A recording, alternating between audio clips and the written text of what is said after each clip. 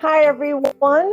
Thank you so much for joining our 12th Engineering Experts Group podcast. My name is Sally Buckley, and I'm the Managing Director of Pragmatic Success.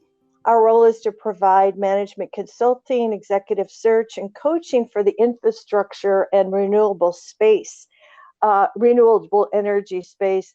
I've had the pleasure of working all over the globe on infrastructure projects, and one of the reasons why I'm doing the podcast is to thank the contributors. It's just been an honor to work this last year on this. And I'm just very excited to have Mark Hinsdale join us today. He's got a long history, wonderful history in the Class 1 rail space, as well as working on metro projects. And Mark was the Assistant Vice President at CSX Transportation. And, I could go on and on and on about Mark's background, but he has an extraordinary history. And I would just like to invite you, Mark, into the conversation.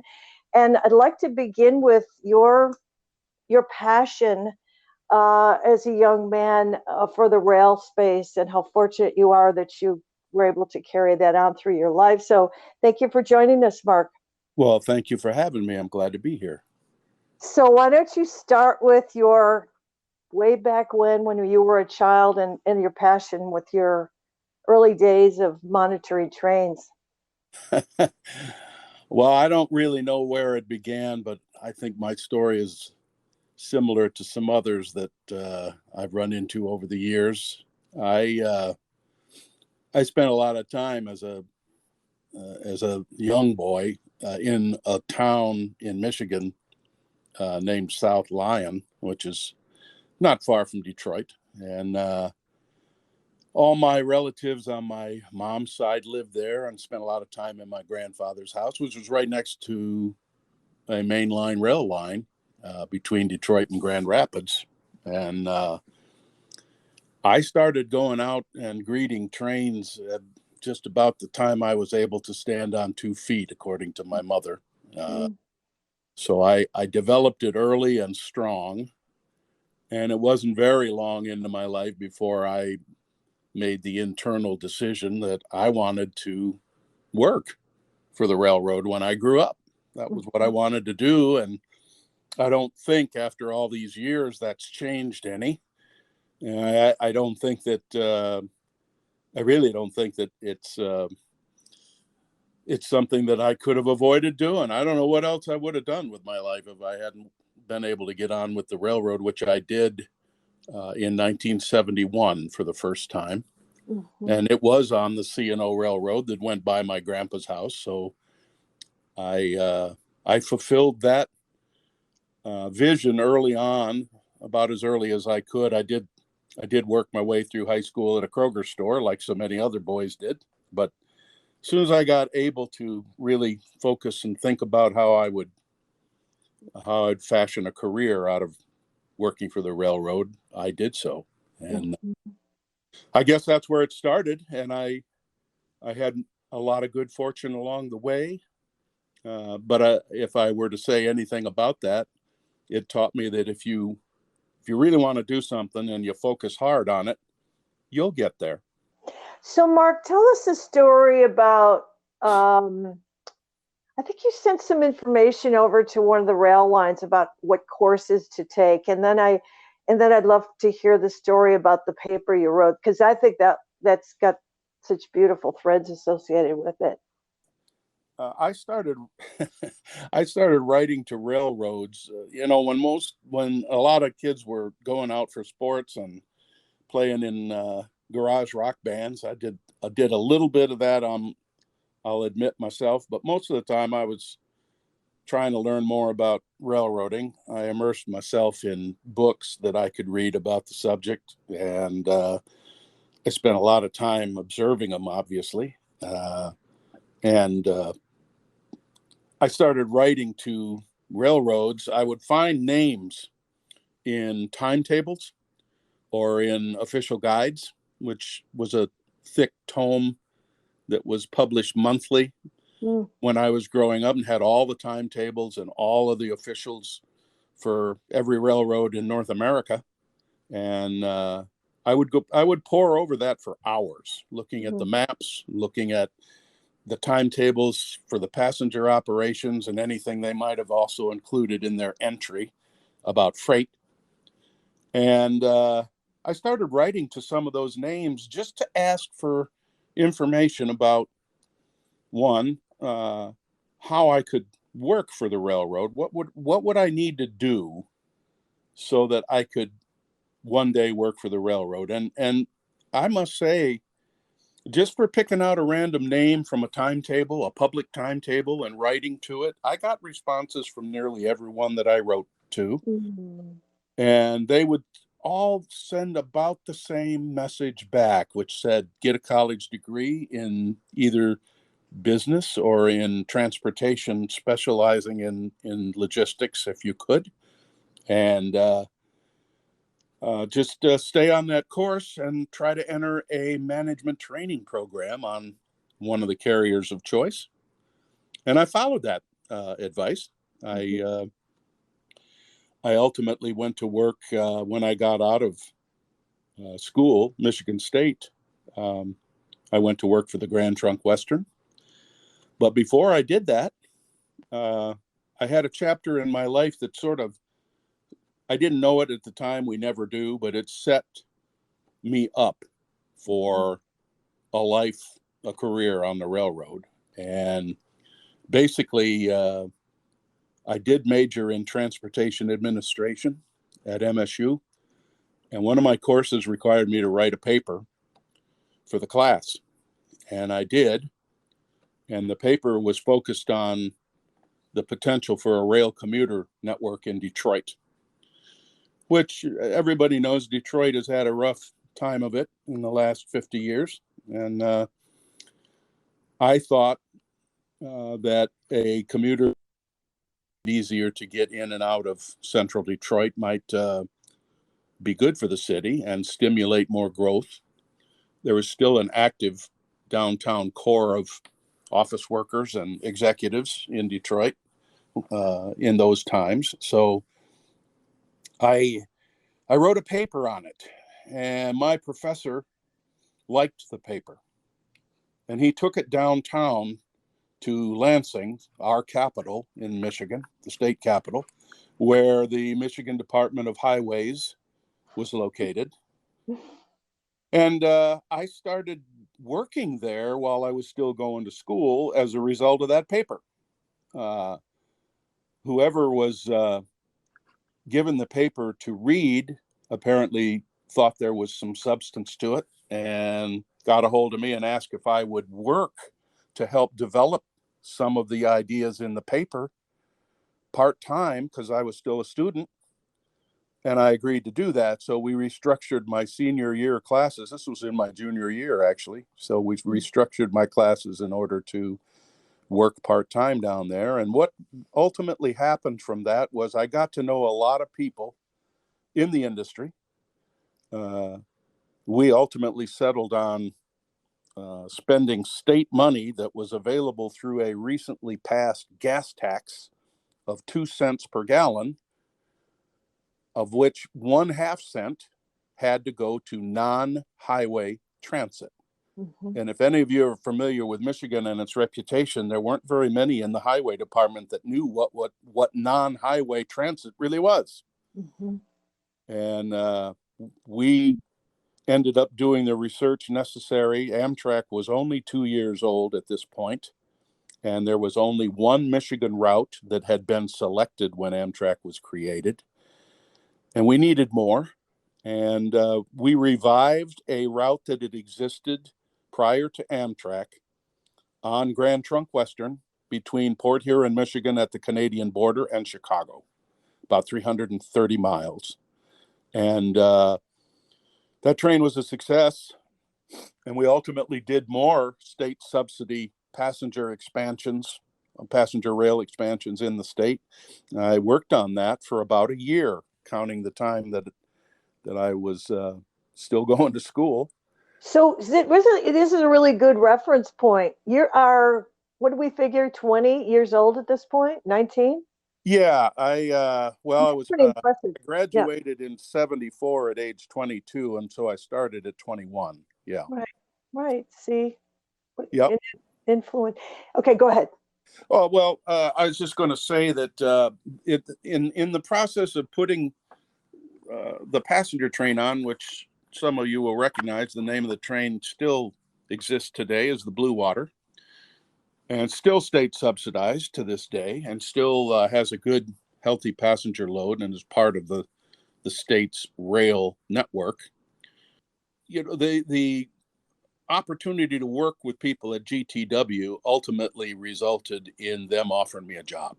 And so I Mhm. went to work for Grand Trunk, and in the process entered a training program of sorts I was the only one in it. I was the only one it was fashioned for, but it followed the path of most training programs. I would spend a few weeks in marketing, I would spend a few weeks in finance, and ultimately, after I got exposed to the various parts of a railroad organization, I went out as an operating official in Port Huron, working the midnight shift, of course. You don't start with a day shift job on the railroad. And that was my first position in management on the railroad. I had started for a couple of summers working as an extra board tower operator for the C&O while I was between high school and college and in college. But Mhm. the first full-time job on the railroad that I really had for an extended period of time, other than just summer vacation work, was that Grand Trunk job in Port Huron. Mhm. And from there, um, I basically followed a path that's familiar to almost anyone in the operating department of the railroad that stays long enough, going from place to place, being exposed to different operating scenarios and operating conditions, different kinds of traffic, different kinds of people, you name it. Mhm. I got a chance to be involved with it.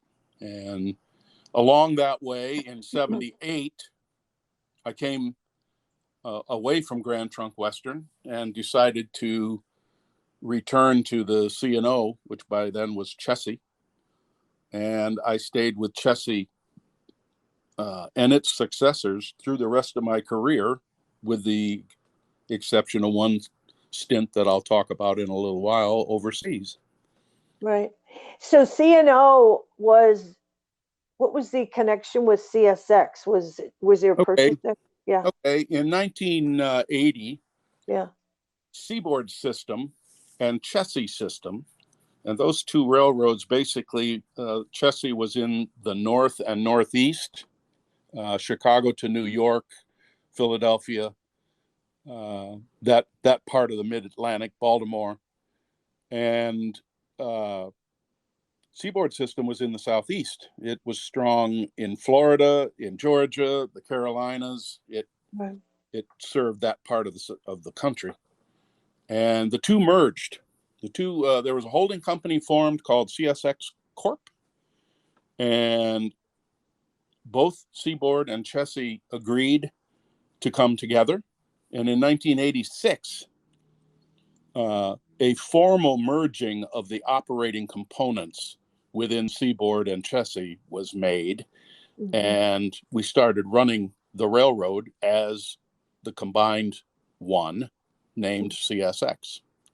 Oh, And I see. CSX really doesn't, a lot of people have speculated on what those initials mean, and it was really an internal reference to what was going to become the new merged company. C was for Chessie, S was for Seaboard, Oh, and CSX was the combination of the two. So yeah. that's how that was started, and that was the railroad that I ended up working for the rest of my career. I worked for just under 39 years on the railroad. So during that time of that merger, mergers are happening, acquisitions, a lot going on in the business right now in engineering companies and rail. Mark, would you think was the biggest challenge in this process? Because that's a lot of different I, th- I think there cultures. I think there were Yeah, two basic challenges, and they're yeah, probably the same challenges that happen in most mergers. There is a learning curve to figure out how we would operate the merged system together to take advantage of the best operating practices of both components of the railroad, the new right. railroad. And then there was that was both a personal and a corporate learning curve, Mm-hmm. to be sure. But there was a personal learning curve amongst everybody in the new company, learning how to work together, learning new methods of how to do things, becoming familiar with a system that had a lot of trackage and a lot of mileage that they had not been exposed to before. Yeah, yeah. And just really learning about, okay, what do we do with this combined company to make sure that we take advantage of everything it affords us? Right, right. And I And, think those and are did the two challenges that everybody faced after that merger. I worked extensively on the consolidation of Seaboard and Chessie. At the time, I was in coal operations for Chessie.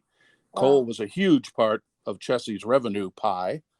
And I worked in the coal operations end of it, which included our export coal piers at Baltimore and at Newport News. It included the flow of coal to both export and into the Midwest to utilities and steel manufacturers. right. And of course, the South Side had an awful lot of coal operations too, because Louisville and Nashville, which was part of the Seaboard system component, Right. had extensive coal fields in Kentucky and in Tennessee. So the first thing we really did was combine the coal hopper fleets together so Yeah. that we were using our entire fleet no matter what the ownership formerly was.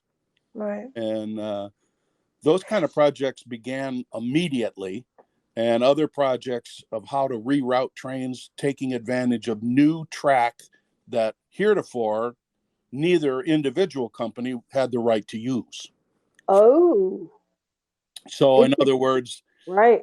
you could start establishing, based upon what your service design people told you we should be doing, you could start establishing new origin destination train runs that would Yeah. take advantage of the new additions of track that the combined railroads afforded. Yeah. So let me ask you something. So just as a visual, this creation and merger created this huge footprint, right? It did. Right? It Right? did. It was So so after, may I just let me just ask one more point because you can answer both. Is that it created a huge footprint? So that merger was put you in the field. And how did CSX, now you're still a new formed company, how did that compare to, and I don't want to drift off into many other of these rail lines, but how did you stand up next to the other rail transportation systems? Did you guys have the bigger footprint, or were you just kind of trying to get there? well, Do you know? our Yeah, primary our primary competition in the rail field in the east was Norfolk and Western, that's what I thought. and in the south it was the Southern railway system, and Southern and Norfolk and Western at about the same time. As a matter of fact, it was 1982 or three, as I recall. Right. Uh, they came together to form a similarly sized system in the Northeast and Southeast to what CSX had created.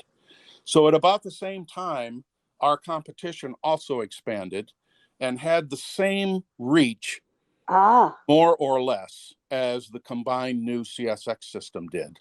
Mhm. So that's kind of how the role of the Surface Transportation Board is to keep competition healthy, and it's to keep railroads from overwhelming the marketplace with a saturated kind of service Mhm. and freezing others out, and all of those kinds of things the STB looks after. So while we were expanding, our competition was expanding, and it remains that way today. The two largest systems in the East are Norfolk Southern and CSX. Gotcha. So, competition, right? Let me ask you something. I'm curious about the interface from the government perspective. Now, in different companies, they have to do RFPs, requests for proposals to win the work, or how does that stand up with the railroad systems in terms of having fair competition? Well, the railroad obviously can fund its own improvement projects. Oh, that's true. It's a privately held company, so if it passes the standard threshold tests within the finance reviews of having a good ROI, Yeah. being able to justify itself based upon improvements to the operation, it'll do it. Okay. But if it is a huge project, let's say something like the Alameda Corridor, which I'm sure you've heard of and others have been directly involved with, Mm-hmm. that's called a public-private partnership. There you go. And when you get into those kinds of situations and you start receiving or even, soliciting funding from outside sources, including governments, there are more hurdles that you have to meet. Right. You have to subscribe to whatever federal rigorous review there is on the project and who's contributing to it and how much. Yeah. And all of those things, railroads are involved with many of those things on any given at any given time. For example, there's a big program that is nearing completion. Still have a few projects left, but there's a real big program here in Chicago called CREATE. Oh, And I know about Create. Yeah, yeah. yep, the CREATE project, I started working on it at its onset. Mm. I was the CSX member for the Chicago Planning Group. I represented CSX on that group, and that group was in charge of developing and implementing CREATE. And CREATE was designed as a infrastructure improvement program that would help unclog the massive traffic hub that Chicago has been for decades. Mm-hmm. And everything goes through here, everything crosses here, everything has to thread from one side of the city to the other, basically. And a lot of people will ask, well, why is that? And the reason is the infrastructure that leads to the other gateways between the eastern and western parts of our country is just not robust enough to handle all of the traffic that needs to go there. So The rail traffic. the rail traffic, that's right. Got it. The main gateways between east and west in America are Chicago, St. Louis, Memphis, and New Orleans. 90% of the east-west traffic that wants to go across the country or across through those gateways will go through one of those four gateways. Mm-hmm. And Chicago is 3 times the nucleus of any of the others in terms of the infrastructure leading here and getting you through here, and the classification yards that serve as processing factories for your freight flows. Mm-hmm. All of that is here. Mm-hmm. So while it would be nice to be able to take more traffic through some of the other gateways and maybe reduce the amount of volume that wants to come through here, it's easier to say that than it is to put it in place without. And what's the reason for that, Mark? Is there a reason why other states or locations are saying, I don't want this in my backyard? Is there any of that going on, or what? Because the need seems to be, there's such a demand there. There's more than that. There's more of that than there used to be. Yeah. You're certainly right. There's more NIMBY action going on here and there surrounding these projects. We saw a lot of it when we split Conrail, Norfolk Southern and CSX split Conrail between the two of them in 1999. Mm-hmm. And there was a lot of that that we had to address. But a lot of times it's something less sinister than that. It's something like geography. I mean, you've got the Mississippi River, and you've got only a certain amount of rail bridges across it, and they're congregated at those four gateways. Yeah. So you are facing massive investment in highly developed urban areas to do anything different than what's been in place since the turn of the last century. Right. I So would it's, think the demand has increased. There's another thing, I just for your audience and those of you that are in most of our audience, I think are all engineers in this business and would understand this completely. But just for me, now, can you run both the Class One rail car and a metro car on the same line? And does that have to do with the third rail track? And forgive me, I'm just talking from memories of working on rail projects, and I just love this. So can you run both or not? yes.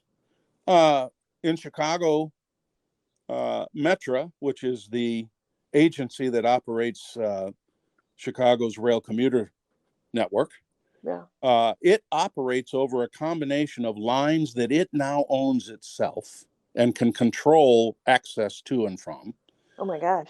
and other Class 1 lines that entertain their operation on their track. Both of those exist here in Chicago. And the second, where you're running on a Class 1's main line, you most certainly are sharing with significant volumes of freight. Okay. Those lines are typically, the best example close to me, in fact, right out my back window, is BNSF's line to Aurora. That line is not only Metra's busiest from the standpoint of commuter travel, it is also the busiest single freight line into the Chicago area. BNSF has two different routes in here, an ex-Santa Fe route and an ex-Burlington Northern route. Both of them are multiply tracked, and both of them have high volumes of freight travel. The BN side also has high volumes of Metra commuter trains on it. So that is a common thing in most American cities that have heavy rail service. They share with freight. Now, light rail, which is generally the subway networks and the newer light rail networks like Baltimore's and Denver's, those are almost exclusively rapid transit rail, passenger rail. And that's different. That's different. Obviously, because Yep. of the weight of the cars. Yep. Correct? It's different for the weight of the cars, the weight of Yeah. the rail, Right. the headways between trains, the signaling systems, Yeah. you name it, they're different. Correct. So let's go back, and just for my understanding, we talked about the CREATE program, and you said, as I understand it, you said it's almost finished. Is there anything else that you wanted to say about that CREATE program? Well, just that having been personally involved with that for a long time and seeing the improvements actually make a difference in how freights flowed across the city, it was very timely. It needed to be done before it was, but it's tough. It's a tough act to get all the railroads together with some of their parochial interests and agree on, a project like that, because you're not going to fund it by yourself. You're going to get government help. So some of the things I mentioned a little bit earlier are going to have to be taken into context, and you're going to have to decide, okay, how much are we going to be willing to pony up for this, and where are we going to get the rest of the funding, and what will that mean in the future? Will we be obligated to operate differently? Will we be obligated to operate other trains on our newly improved and higher capacity networks? The answer to those things varies, but in almost every instance in CREATE, it's gearing up for higher volumes, both freight and passenger. And would you perceive this CREATE program as a model that should be implemented in other parts of the country? Yes. I agree. Yeah. Most certainly so. And it is. A similar program has been under review in New Orleans. And we talked about the Alameda Corridor. That was one of the first really big public-private partnerships that rail was involved in recent times. And CREATE is similar to that. New York City, of course, is facing renewal of the tunnels under the Hudson River for the East Corridor. And that's a massive project that will involve a lot of parties. A lot of projects in the rail sector are following a model, at least some components of which were in vogue when we did create. Right. And you said you started on that, and what year was that, just for reference? 2000. Okay, so that's about 20 years ago. There was something else that I think is key to this story too, when you're talking about interfacing with the government and the rail systems, and what was my point? Is that the funding sources? You're talking about gas tax in Michigan. I know that they have a gas tax in Ohio, which is helping to implement and create a lot of more projects because of the Yes. gas tax. Yes. Now, the gas tax actually was impacted during COVID, so hopefully that's kind of that those policies are going to be implemented now that we're back in the road again, so to speak. But that to me, because you got a political change out all the time, and if you don't have the leadership involved in excuse me, having your back, so to speak, in these different requirements and guidelines and changes to the industry, that can be kind of a challenge, I would imagine. And that kind of brings to mind, going back to your CSX days, is I understand that they're privately held, but when you have to have government interfacing, that must be a bit of a challenge. I don't know where I'm going with all this, but there's a lot there relative to where you're going to get funding if you need it for your projects, like Create, for example. Well, you're right. It does open up, I won't say a Pandora's box, that's not the right term, but it opens up a different perspective on how are you going to approach these projects. These projects are massive, and that they have elements that will improve your operations. Okay, what is that worth, and what are the benefits downstream to both the railroad and the public? Because the government's not going to want to fund anything that doesn't have public benefit. That's right. So that's the angle that railroads have had to learn and are still learning. And they wrestle between, well, how much outside influence am I willing to absorb here? How much do I want someone else in return for whatever funding I think I want to get? How much am I willing to let someone else under the tent? What is it that we need that we're going to have to go to higher sources of funding for, and how much, and how do we get there, and how do we get there in such a way that all of our interests are protected on both sides? And that's a big elephant in the room all the time. It is. Now, in the case of Create, which is the one, since I've spent time on, I'm probably the most familiar with, we did extensive studies to indicate how much fuel would we save, how much emissions could we save, how many street crossings could we close in return for upgrades of other crossings, or maybe even grade separations, to eliminate grade crossings and all of the bad things that come with them. Correct. Those are the kinds of things that we looked at in Create to be able to broadcast to other constituents. Look, if we can get through this junction faster, we can clear the streets that train is blocking a typical average of time. We can cut that by a certain percentage if we are able to streamline the operations in this area. And to do that, we need some capital money for some more track, or some better signaling, or a different route, or whatever the solution may be. There are benefits that we have to identify if we're going to get any interest out of funding sources outside the railroad. And you have to sell it. You have to sell it. I want to share. Yeah, I want to share an example. I was working on the Dulles Corridor Metro Rail project here in Virginia, and that was a challenge, but we did it, right. Cut to the chase. We've finished the first phase, and now we're on the second phase. But this was an interesting dynamic when you're talking about public interest, because they were trying to figure out whether they should shoot a train through at grade or build the segmental bridge on top, right? And they did Yep. this whole huge cost analysis for segmental bridges, and how Yep. is that going to look aesthetically, and are the taxpayers going to love it, because it has to be loved by the community. I mean, there's all that. That's right. You're getting community, you have to get community service and a sustainability, sustainability has to be kind of in the forefront as well.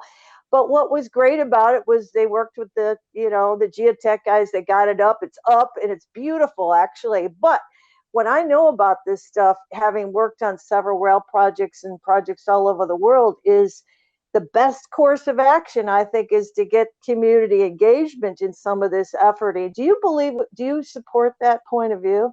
Oh my goodness, yes. You Yeah, you can't go anywhere in these times without community support. I mean, correct. we've felt the opposite of that. We felt the knife from that influence the other way, because there have been numerous projects that the railroads have proposed, everything from intermodal terminals to more capacity. I know that there are several railroads that have wanted to double track portions of their network, and they've gotten pushback from local residents, and they've enlisted help from their local political contacts and their representatives, and sometimes those things end up getting scrapped. You just can't make it work. You can't make it work. I can't make it work. There's too much pushback. Too There, many people don't want it. that's right. Not in my backyard. And the other thing they can't see is perhaps we could go off in lots of different threads in this one, but it's the real estate value is putting some big monster project in the middle of your community going to affect your real estate. That's probably the bottom line, right? Or how much tax am I going to be paying for this extra thing? But Oh, if you do it right, we were out in front in the community way before this project, even to the point before the project got approved, where we were just doing these fairs and showing up, and I was out there all the time. And so I really understand it from that. You have to have a lot of passion, and you got to have political people behind you and these communities, because they could blow it up in a heartbeat. And you understand both points of view. But for me, I want to see this infrastructure happen, like you did. And I just really appreciate this. And you talked about the challenges. Is there anything else I want to talk about another area for us? Was anything else that you wanted to bring up? I wanted to say one thing to your listeners, is that Mark talked about, or you talked about writing a paper because of your passion way back when. That led to, and we didn't talk about it, but a government role. And then you moved into the private sector and stayed at that forever. And it was because of your passion. But I just really would like to invite you guys that if you have ideas that you think are viable, you have opportunities to meet with mentors and get with subject matter experts. And I just really want to invite you to follow your dream and your passion, because when Mark and I first started talking about why we love this stuff, it's what it has created for our whole world to benefit from. So I just wanted to say that out loud to you in what you did unknowingly, right? You didn't know what the path was going to look like down the road, but it created such a great life. So I just wanted to say that in the middle of our podcast. well, I appreciate that, and that is entirely accurate. I when I look back on it now, I can see how the dots got connected. But when they're being connected and you're living that, you're not as aware of that. You don't know that the effort that you put forth on a particular project, or in my case, a paper, can lead to contacts, and it can lead to someone else recognizing, hey, this guy's interested in this subject. He knows more about it than the average bear, and maybe we can, maybe we can tap into that. Maybe there's something there that we want. And Yeah. I had people all along my career. I mean, starting off in a signal tower in a scheduled position, and ending up basically overseeing the strategy that CSX was trying to employ at the time that I was there.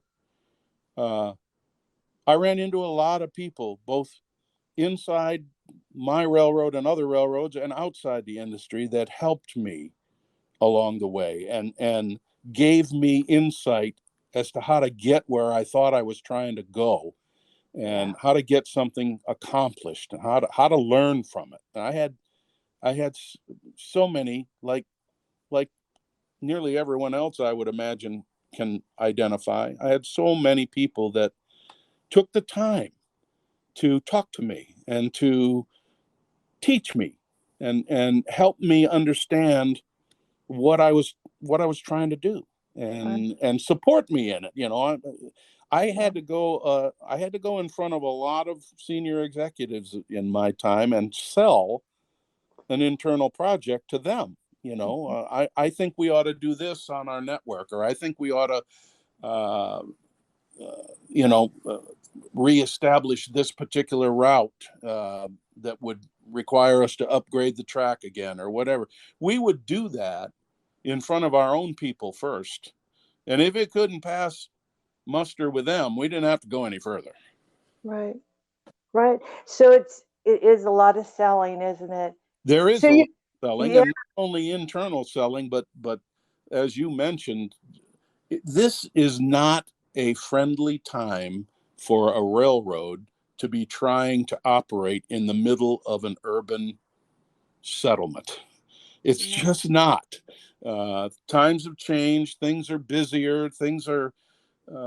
People are less tolerant of being interrupted in their work days. The average citizen doesn't have a very good opinion of railroads. They think of railroads, they think of one sitting stopped on the crossing that they have to use, or some similar negative experience that they've had, and that's it.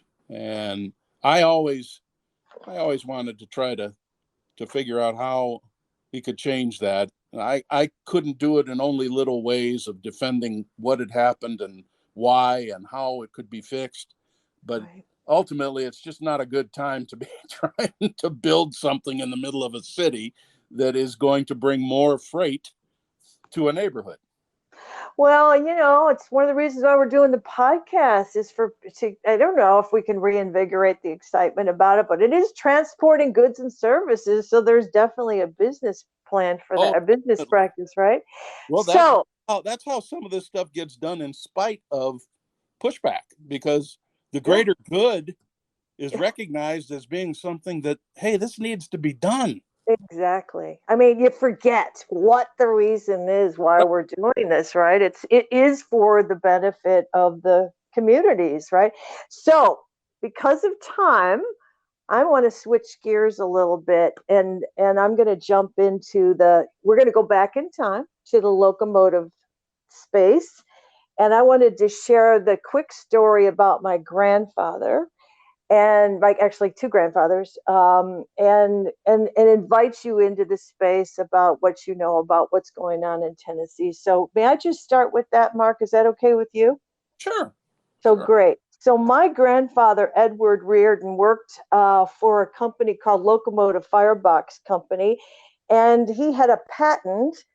He's with the U.S. Patent Office here in D.C., and he defended his patent on May 1928.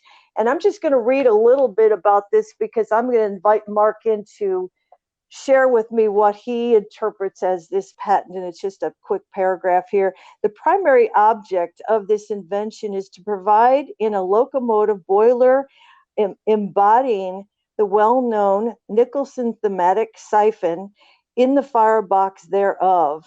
And it's called a V connection for the relief or neck end of or siphon with the front end corner of the side water lega, whereby it produced a said legs, but not lateral water circulation is established in the front water leg, thus increasing the water in movement in the streaming circumstances. 725 projects of combustion in the firebox, thus increasing the efficiency of the boiler and the vehicle. And I'm just grateful that I get to say that out loud about my grandfather, Ed Reardon. And I just want to say one other thing is that my other grandfather on the other side, Nelson side, those guys were building stations for Santa Fe Rail. So let's go back to Ed Reardon. And if you could just interpret what this meant, and because I don't want to interrupt you again, is from the locomotive to the engine and that transfer that happened. Could you kind of go there with me on this during this time? Thank you. I probably can't, and I'll tell you why. These developments on steam locomotives, they I'm not a steam locomotive expert in any way, shape, or form. I know how they operate, and I know how key they were to railroad development and expansion, but I don't know enough about the technical aspect of your grandfather's patent to be able to. I mean, obviously, it has something to do with increasing the efficiency of the boiler and getting more horsepower or power to the rail from the steam process, but I don't know enough about the technical aspects of it to be able to give you much, I'm afraid. But the one thing that we do know is that because the steam engine, right, it could go about 100 miles, and that was an issue of efficiency. Yes. And that's what evolved into General Electric. So maybe we could transition from the greatness of the locomotive into that transition, perhaps. Is that okay? Well, an awful lot of the railroad was structured around the limitations of steam. As you mentioned, crew districts tended to be around 100 miles long because that was a 8 to 12 to 14 to 16 hour day, depending upon the time frame you want to look at. And you needed a change of crews. So if you're going to have to change a crew, you're also going to need some maintenance on that steam locomotive. It was going to need water. It was going to need oil for the bearings and what have you. It was going to need looking after, more coal. So these were called division points. And it's where you change crews and served locomotives. They were, like you said, 100 miles apart. And in certain instances where crew districts have not materially changed over the years, we still have some 100-mile long crew districts on certain railroads around the country. Most of them have been combined with a subsequent crew district to make it more like a 200, 250, up to 300-mile run. Amtrak, of course, has even longer crew districts because they're running at the highest speeds available on the railroad most of the time, so they can get from A to B faster than any other train would be able to. So they'll use a crew sometimes over 3 former crew districts. And you know, that is a pattern of operation that the railroads basically lived with for over 100 years. And it's changing now because new diesel locomotion and locomotive power doesn't require any of the kinds of regular care and work intensive care, labor intensive care that the steam locomotives did. So that really changed the face of a lot of railroads networks and operations. And what did we figure the time was on that? The Well, transition? it started, I mean, EMC, Electromotive Corporation, that became GM's electromotive division, turned out its first road diesels in the 30s. There was a model called the FT, which served to be one of the most compelling arguments for going to diesel that was presented to the railroads, because it just ran circles around the related costs of operating with steam. And it wasn't long, over a quarter of a century, let's say from 1935 to 1960, steam was completely eliminated from all railroads in the country, other than some tourist lines and a very specific application here and there, not part of the mainstream freight requirement. Right. So And General Electric was the one at the forefront of that. GE, yep, GE, Baldwin, Alco, General Motors, lots of combinations thereof that came afterward. And basically, in the 60s, we settled into three diesel builders, all of which were kicking out models for class ones to review and to either purchase or pass. Mm-hmm. And the 60s eliminated Alco as a locomotive builder. They went under, could not compete any longer with EMD GM and with GE. And we still have those two builders today, although EMD no longer belongs to GM. It was sold to Caterpillar and some other consortium members. Mm-hmm. But they still are making models based upon EMD's technology and EMD's design. And GE, of course, is the number one locomotive builder in the country today. And their products have exceeded expectations for a long time now and have become the locomotive of choice for many of the class ones, because they just are able to deliver the goods with a fairly low ratio of repair. Yeah, and their design team is probably great. So Mark, is there anything else that you would like to share with your audience before we go? It's been really enlightening for me. I love the whole history, education, research. I mean, because of our getting to know each other, I've been, enjoying doing a lot more research lately because of this conversation. I also wanted to do just a good shout out to Earl Wacker, who is a good friend of yours, who Yep. was the reason why we're talking today. Huge fan of yours. You guys worked together for a long time. And I just wanted to say thank you to Earl for this introduction as well. He'll be listening to this when we get this recorded. But is there anything that you would like to say? Because I know how passionate you are about it. Well, I could say, as you mentioned during our conversation, I could talk about this all day.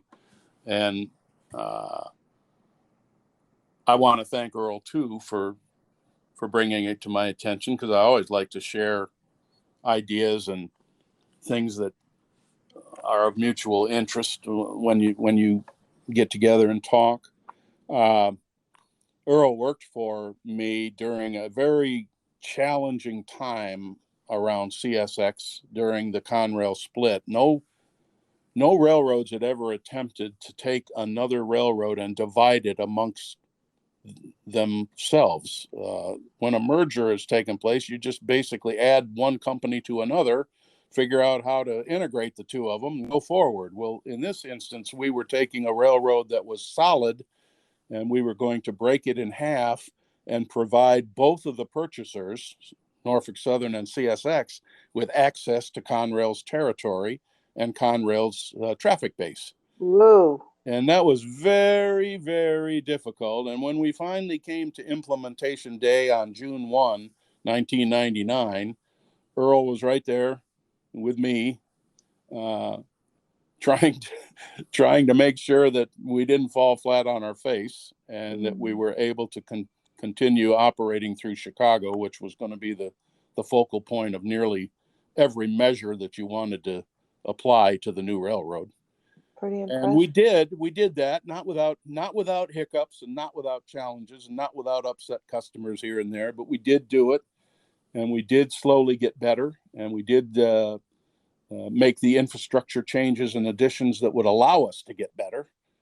And I really appreciated his help during that period. Absolutely.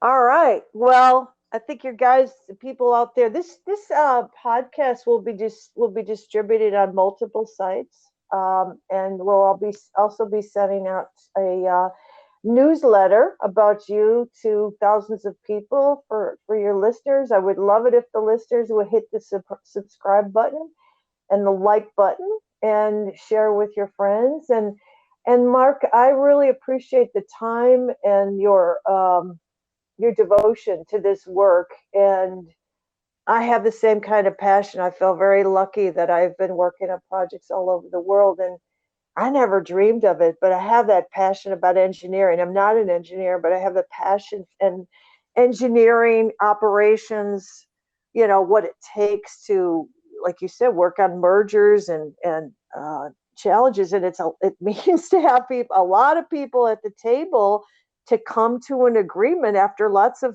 fights, right? Yeah. Oh, yeah. It's a very good description. Yeah. Yeah. Yeah. Lots of disagreement, lots of clashing and gnashing of teeth, but Yeah. that's what makes the world go around sometimes, because you air things out and you figure out a better way than you might have thought of initially. Absolutely. Well, thank you so much for joining us. I appreciate joining me. Thank you so much. Well, I appreciate the opportunity to be with you, and thank you again. All right, Mark. Thank you. Bye-bye. Bye-bye.